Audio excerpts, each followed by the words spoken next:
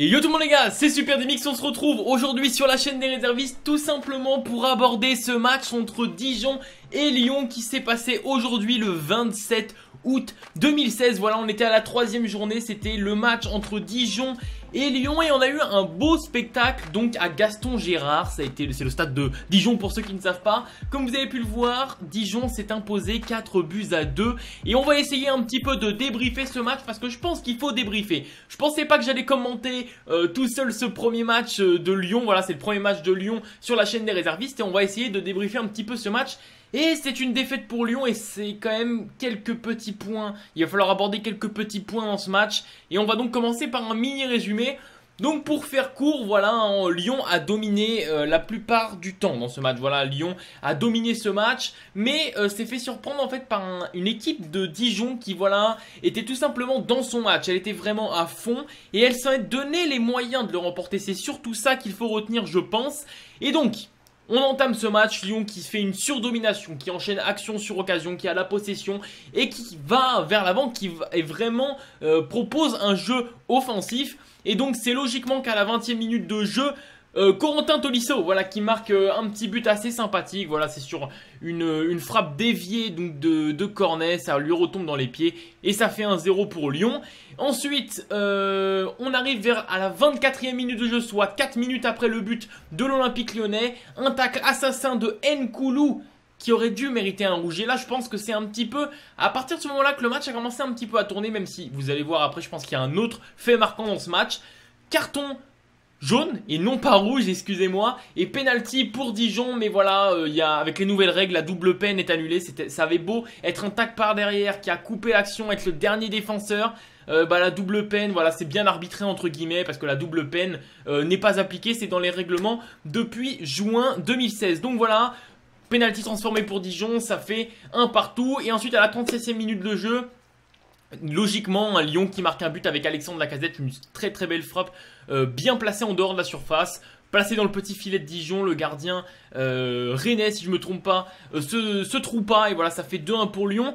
Mais voilà, le fait marquant de ce match, c'est la blessure de Lacazette qui va tout simplement se blesser dans ce match et qui va en fait, je pense, faire tout simplement tourner ce match. Voilà, la blessure de Lacazette, il sort donc vers la 40e minute de jeu, un petit peu plus tard que son but, et Dijon qui va marquer à la 46e, juste avant la mi-temps. Donc voilà, un but juste avant la mi-temps, donc c'est pas super. La blessure de Lacazette, je pense que ça avait fait beaucoup de choses pour cette équipe lyonnaise qui est revenue à la mi-temps, donc avec Valbuena qui a remplacé donc Lacazette, et une équipe qui n'était pas non plus si sereine qu'elle n'était en première mi-temps.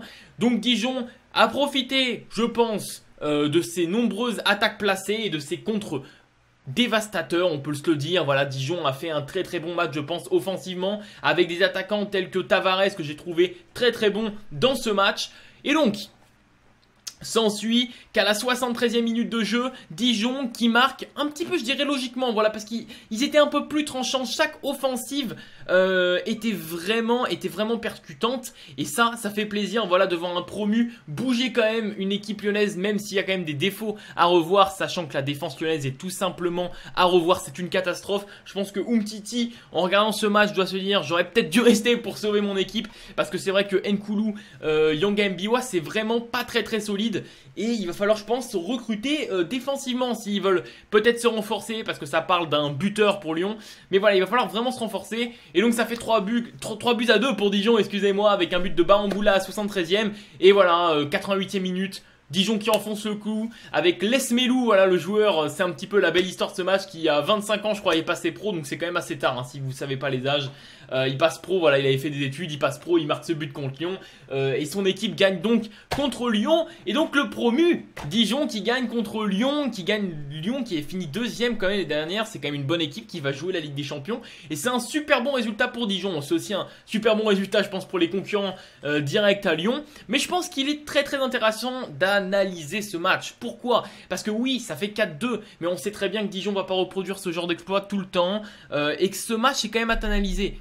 Tout simplement pourquoi on a pu voir une défense de Lyon catastrophique. C'est pour moi le premier point qu'il faut aborder dans ce match. Lyon a proposé un match offensivement assez bon, même si ça manquait parfois un petit peu de tranchant, et quand Lacazette est sorti, ça manquait peut-être d'une doublure réellement, parce que c'est Fekir qui a pris, on va dire, le flambeau.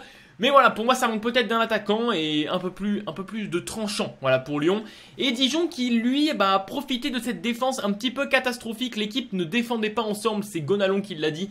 Tout simplement, je pense que Lyon s'est vraiment reposé sur ses lauriers et cette domination, cette surdomination en première mi-temps. Je pense qu'ils se sont vus remporter ce match un peu trop rapidement et ça fait donc ça a fait donc mouche parce que Dijon en a profité, contre-attaque sur contre-attaque et très tranchant. Et c'est comme ça qu'on veut voir des promus, des équipes qui se donnent vraiment à fond, même s'ils savent peut-être qu'ils sont pas donnés favoris, ils se donnent à fond et ça fait extrêmement plaisir. Cet esprit, moi j'adore. Je sais pas si vous kiffez, n'hésitez pas à me le dire dans les commentaires.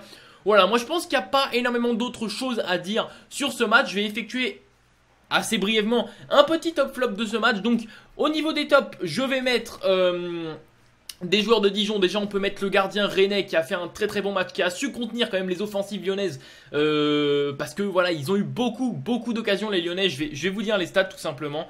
Ils ont eu 25 tirs, bon que 9 cadrés mais 25 tirs tout de même. C'est quand même très intéressant d'analyser ce chiffre.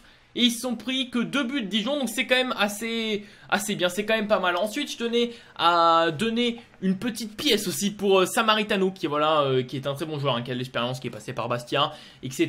Et il a fait un très bon match avec conclu par un petit but sur penalty à la 24e minute. C'était vraiment pas mal, un très bon match de sa part. Et je rajouterai aussi un très bon match du défenseur droit Shafik, qui a fait un énorme match. Alors personnellement, vous allez me dire ouais, mettre le défenseur droit en top, c'est peut-être pas le mieux, mais si franchement j'ai vraiment trouvé Shafik très bon. Et donc voilà, c'est mes 3 tops pour ce match. Et bien sûr, on va passer au flop, vous en doutez bien. Voilà, Lyon qui perd contre un promu, c'est bien sûr des Lyonnais qui vont se retrouver dans cet espace de flop. Et donc en flop, j'ai tout simplement décidé de mettre un Nabil Fekir, voilà, que j'ai pas trouvé si étincelant que d'habitude. C'est pour ça que je trouve d'ailleurs cette sélection en équipe de France un petit peu bizarre. Voilà, clairement je vous le dis, elle est un petit peu bizarre parce que c'est vrai qu'il est pas encore au top de sa forme. Il est en train de revenir de blessure. Et là par exemple dans ce genre de match où il faut vraiment se donner à fond, je l'ai pas trouvé exceptionnel Fekir. N'hésitez pas à me le dire dans les commentaires si vous avez vu ce match. Voilà, et ensuite je vais rajouter 2 flops. Et bien sûr vous vous en doutez, c'est les 2 défenseurs centraux qui sont Nkoulou et Yanga Mbiwa, qui sont vraiment très fragiles. Et si Lyon va devoir jouer la Ligue des Champions avec cette défense, j'ai vraiment très peur. Face à la Juve, face à Séville, ça va faire très mal. Bref les frérots, moi j'ai terminé pour ce petit débrief. N'hésitez pas à liker, n'hésitez pas à me dire dans les commentaires ce que vous avez pensé de ce match et aussi de mon débrief. Les frérots, on se retrouve pour une prochaine vidéo sur la chaîne des réservistes de la BBVA. Il y a le débrief de Jules qui va arriver avec le Real Madrid qui joue tout à l'heure et aussi un débrief sur l'Atlético Madrid. Bref, je vous laisse.